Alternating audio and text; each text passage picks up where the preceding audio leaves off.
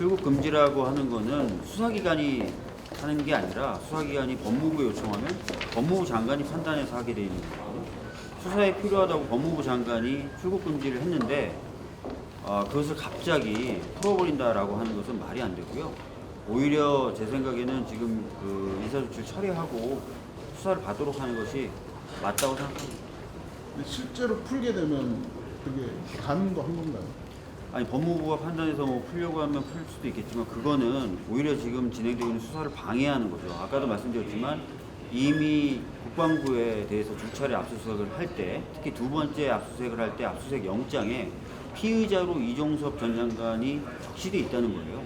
그리고 그 영장의 내용에 보면 세 차례 이상 외압을 시도했다는 표현도 들어가 있다는 거예요.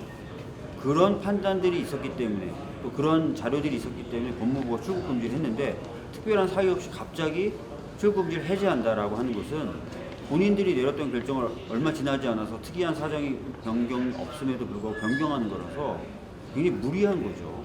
그래서 저는 이것은 오히려 수사 방해가 될 수 있고 직권을 남용하는 것일 수도 있다 이런 말씀드리겠습니다. 미디어 오늘 전 국방부 장관의 호주 대사 임명 관련된 것부터 말씀을 좀 드리도록 하겠습니다. 전에 제가 말씀드렸던 부분은 뭐 여러 가지 있었지만 그중에 이런 부분이 있었습니다. 외교에 과연 전문성이 있느냐, 호주에 적합하냐, 그렇지 않은 것 같다. 그럼에도 불구하고 호주 대사로 임명돼서 출국하는 것 이상하다 이렇게 말씀을 드렸습니다. 더해서 좀 더 이상한 거 말씀드리겠습니다. 현재 우리나라의 호주 대사 급이 어느 정도인지 아십니까? 1급입니다. 이종섭 씨는 장관이었잖아요. 장관을 1급짜리 급히 보내는 겁니다. 자, 우리나라에 와 있는 호주 대사는 급이 어떻게 될까요? 보통은 서로 급을 맞추지 않습니까? 차관복급입니다. 안 맞아요. 안 맞는데도 급히 이렇게 내보내는 겁니다. 전문성이라든지 뭐 이런 것들도 의아하지만요. 그리고 내 대표님도 말씀하시고 저도 이야기했고 어제 보도된 바에 따르면 국방부가 지난 1월 두 차례 공수처로부터 압수수색 당했는데요. 두 번째 압수수색 영장에 첫 줄이 이렇게 돼 있답니다. 이종섭 장관이 수사 축소에 관여했다. 이런 문구로 시작된다는 겁니다. 피의자로 적시돼 있다는 뜻이고요. 그 다음에 외압 혐의가 세 차례 이상 적혀져 있었다고 합니다. 자, 그래서 출국 금지가 된 겁니다. 자, 출국 금지는 어떤 사람이 되고 누가 할 수 있습니까?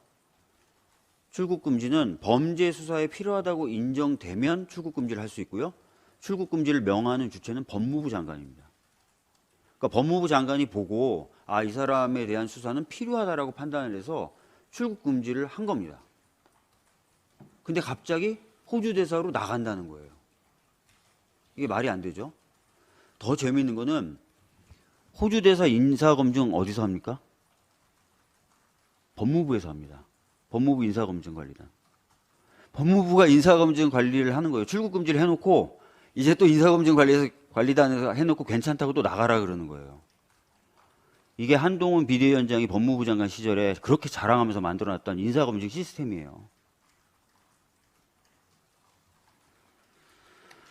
도무지 말이 안 되는 인사고 이건 오히려 수사 방해로밖에 볼 수 없습니다. 이 사람이 아무 문제 없이 출국해버린다는 것은 사법 시스템 자체를 망가뜨리는 겁니다. 이미 사명권도 마음대로 행사해서 사법 시스템을 망가뜨렸다고 평가를 받고 있고 대법관 후보자들도 우려를 표명했는데 이제는 출국금지 시스템마저도 다 망가뜨려버리겠다. 이런 일은 있어서는 안 됩니다. 꼭 바로잡혀야 된다는 말씀 드리겠습니다.